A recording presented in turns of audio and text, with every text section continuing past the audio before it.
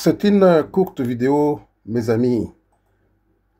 Bonjour, bonjour, c'est votre BBP Group qui a besoin de vous présenter quelque chose.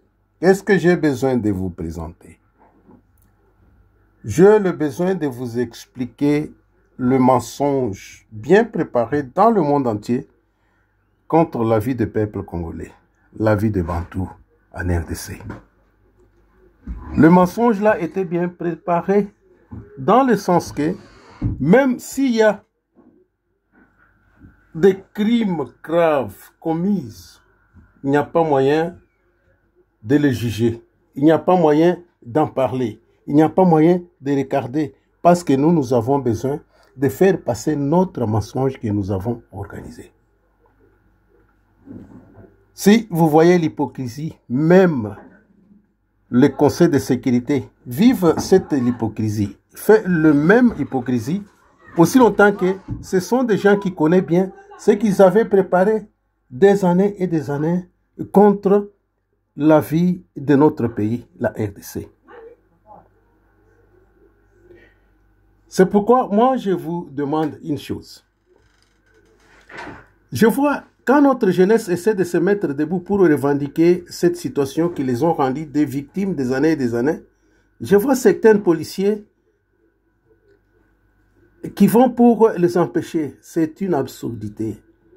Peuple congolais, soyons cohérents. Si ce langage que nous parlons, nous tous, avec vous tous, qui est un langage qui nous a formés comme des mendiants, nous devons aussi faire attention parce que ce langage, ce n'est pas notre langage, la langue française, c'est un langage d'autrui. Un langage qui nous a enseigné comment piller notre pays. Un langage qui nous a enseigné comment être un mendiant. Un langage qui nous a enseigné comment être un farceur. Un langage qui nous a engagés dans des discussions inutiles, voire même au point de détruire nos familles. Vous devez apprendre quelque chose, je vais vous le dire. Les Français disent ceci. Nous les avons appris notre langage. Et quand ils parlent notre langage, ils se sentent plus humains. Comme si eux n'avaient pas leur propre dialecte. Alors, vous voyez que c'est un dialecte d'autrui. Et les propriétaires de ce dialecte-là nous traitent comme des animaux qui se sentent humains quand ils parlent la langue française. C'est pourquoi nous allons seulement considérer une chose. Nous-mêmes et nos soi-disant intellectuels, nous avons vendu notre propre pays depuis très longtemps. Car le fait d'être un intellectuel au Congo est considéré comme si quelqu'un qui parle bien la langue française, qui a étudié le français et qui l'y manipule très bien, qui manipule la langue française très bien, alors c'est celui-là qui est un intellectuel. Or que c'est le contraire. Si c'était la langue française qui nous donne l'intelligence, qui fait ceci, qui fait cela, donc le roi Salomon ne pouvait pas demander la sagesse et l'intelligence à Dieu. C'est pour montrer que la langue française ne donne pas l'intelligence, ni quoi que ce soit. Si cet langage pouvait donner l'intelligence, pourquoi nos professeurs des universités sont des mendiants? Pourquoi nos professeurs des universités ont soutenu un destructeur organisé par Kagame au Rwanda, Kabila, avec cette communauté internationale, pour piller le pays systématiquement pendant autant des années qu'ils ont fait au pouvoir? Ces gens-là pillaient, tuaient le peuple congolais, mais où étaient les intellectuels, les professeurs des universités pour contraindre toute la méchanceté là? Parce que c'était la méchanceté. Ils ont nommé celui qu'on avait improvisé comme président de la République. Ils l'ont nommé leur autorité morale pour lui permettre de piller leur propre population, leur propre famille, leurs propres frères et sœurs, et donner tout au Rwanda de Kagame et aux impérialistes. Alors, nous tournons toujours autour d'un problème qui est clairement identifié, mais nous nous tournons là-dessus comme si on n'a pas encore découvert ce qui se passe dans ce pays. Ce qui se passe, comment a été le complot. Le complot a été organisé par les Occidentaux. Kakame est utilisé seulement comme un chien de cœur qui doit remplir de sales besoins pour faire avancer les complots. Les complots, c'est l'Angleterre. Les complots, c'est l'Amérique. Les complots, c'est la France, la Belgique, l'Allemagne. Donc tout ce pays-là, de ce que vous appelez les communautés européennes. C'est ça les complots. Ils ont tué les enfants en RDC depuis très longtemps, depuis l'entrée de Kabila. On peut commencer, c'est en 1998 jusqu'en 2018. Le peuple congolais était considéré à 100% comme des animaux qui protègent le jardin d'autrui, et les jardins là est 100% pour la communauté européenne et leur organisation de Batoussi qu'ils vont acheter à partir de Yémen, Érythrée, Éthiopie, Centrafrique, Kenya, jusqu'en Ouganda. Ils vont acheter ces gens-là là-bas, les Tutsis, pour le faire des Rwandais et ensuite le faire les Congolais. Vous voyez leur complot? On les fait tout d'abord les Rwandais et après on va les faire des Congolais et ils vont revendiquer leurs droits en tant que les Congolais pour dire que ce sont les Congolais qui sont en train de s'entretuer entre eux-mêmes.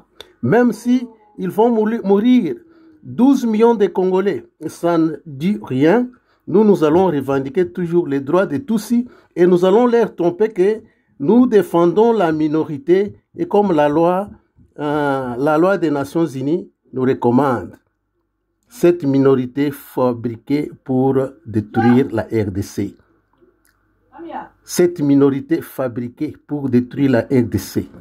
Cette minorité est composée avec des Tutsis nilotiques achetés à partir de Yémen, descendant vers la Somalie, Éthiopie, jusqu'au Kenya, Ouganda.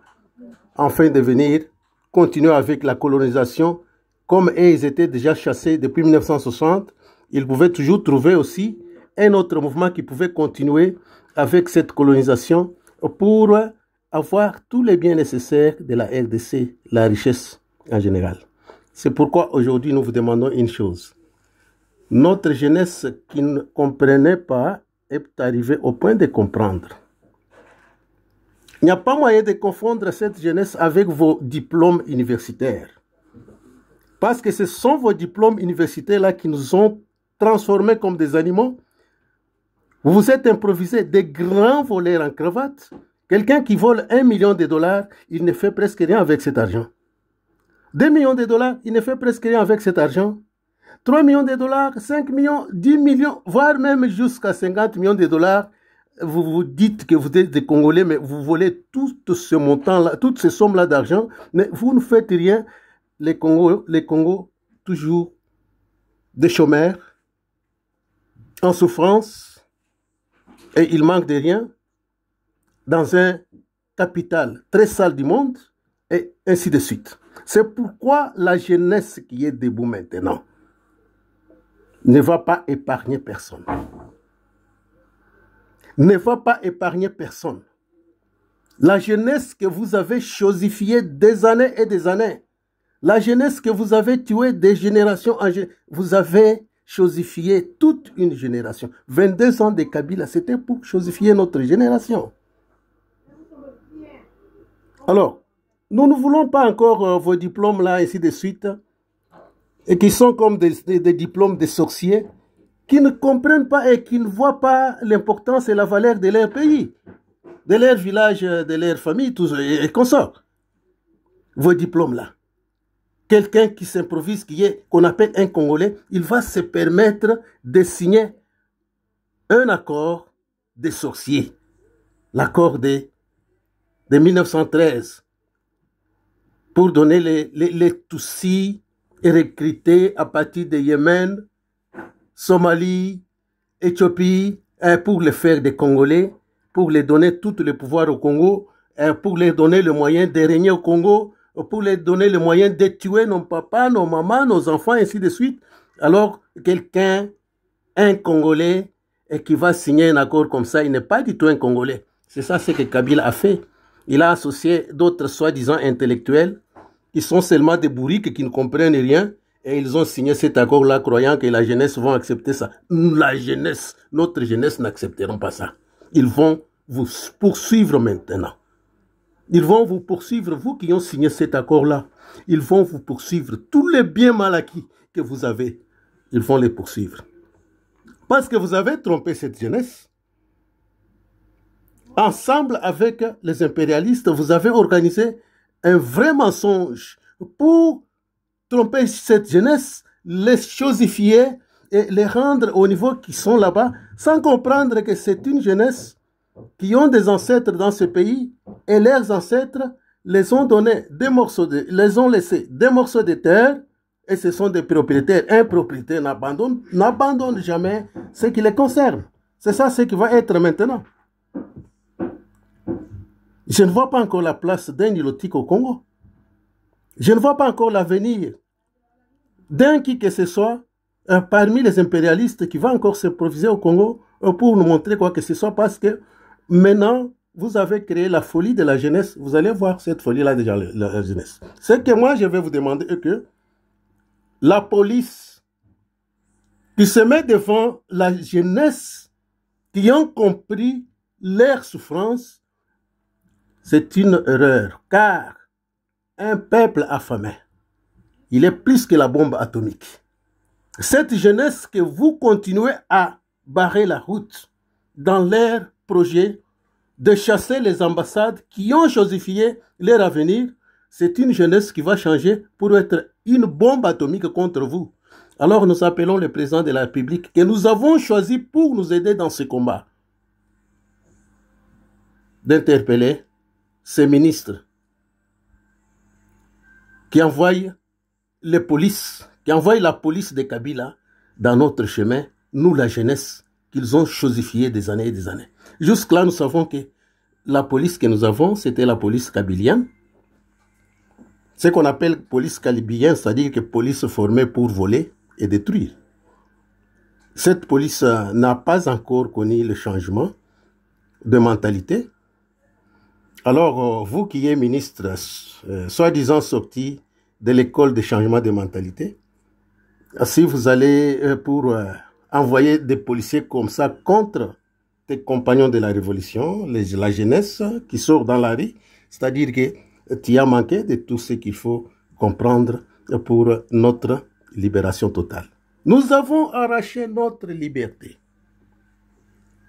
Notre président Etienne Tshisekedi Wamulumba, qui nous a entraînés à mener ce combat contre les prédateurs impérialistes, contre les prédateurs congolais, contre les soi-disant des ministres, des voleurs, des jouisseurs qui se positionnent dans toutes les positions de notre vie nationale.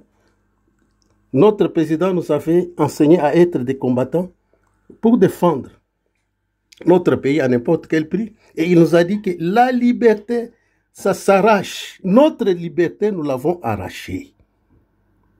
Ce n'est pas que Kabila a abandonné le pouvoir, il y avait les élections, non. Kabila s'est laissé faire devant la pression de notre jeunesse que vous jouez avec là.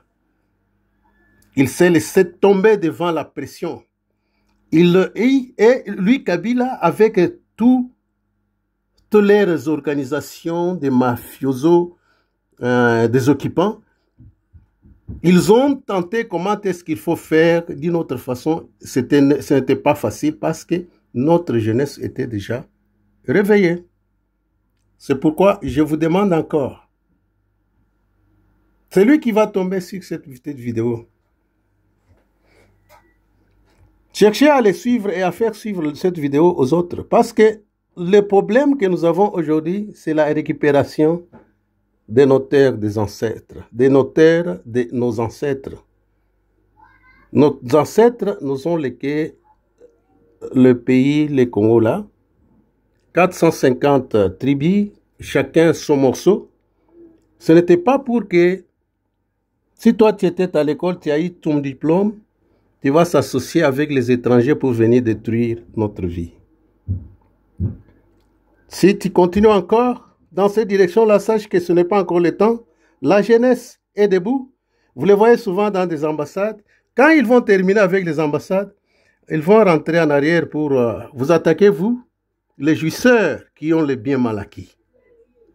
Qui ont les biens mal acquis, qui ont détruit le pays-là, qui ont fait échouer le pays-là pour se développer.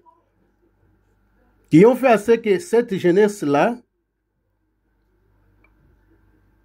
soit dans la pauvreté sérieuse, pauvreté terrible, jusqu'aujourd'hui. Alors, la jeunesse est debout. Nous allons nous conscientiser pour faire une force que personne ne peut jamais encore contraindre. Nous allons faire une force avec cette jeunesse-là que vous voyez. Nous allons faire une force que personne ne peut jamais venir contraindre. Parce que ça sera des actions bien déterminées pour défendre notre pays. Le pays, vous avez dit que vous êtes des intellectuels, vous avez des diplômes, vous pouvez défendre le pays, mais vous n'avez pas défendu le pays, mais vous avez vendu le pays. Des égoïstes. Vous avez vendu notre pays et vous n'avez même pas honte de regarder ce que nous sommes et ce qu'on est en train de faire contre nous, contre nos mamans, contre nos filles, par ces nilotiques organisés pour venir faire ça par ces impérialistes. Kakama n'a pas la force s'il n'y a pas les impérialistes derrière lui. Vous voyez que c'est jusqu'à la fin où Kakama pouvait tomber et s'arrêter. Mais les impérialistes qui savent ce qu'ils font, ils sont allés encore pour signer des accords avec Kakama de continuer le pillage de nos richesses.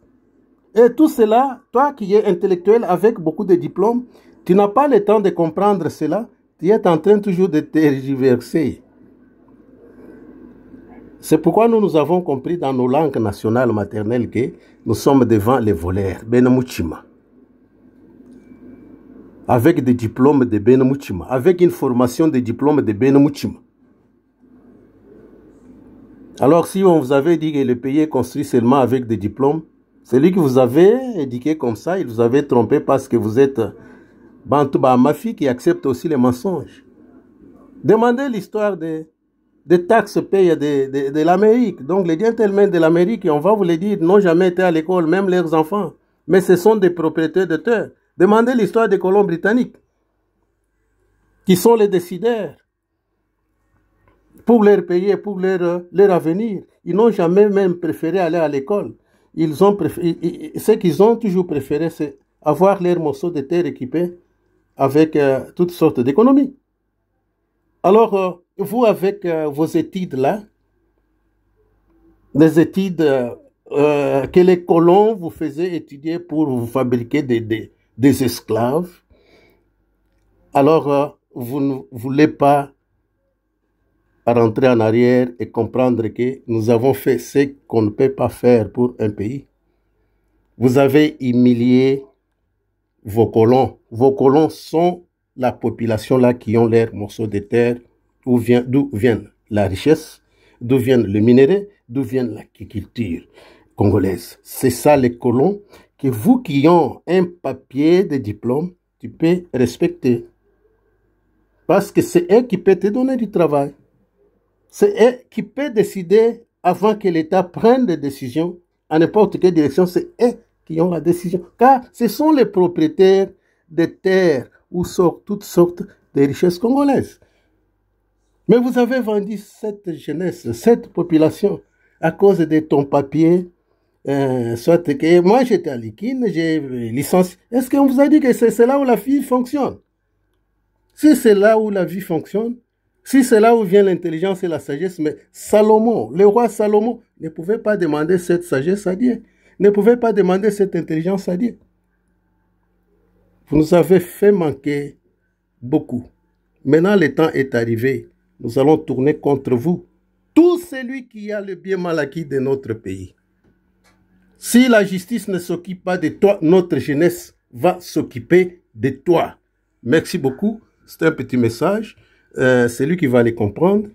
Il va aussi digérer de sa façon où il va les comprendre. Que Dieu vous bénisse. Nous sommes dans la guerre en RDC. Merci.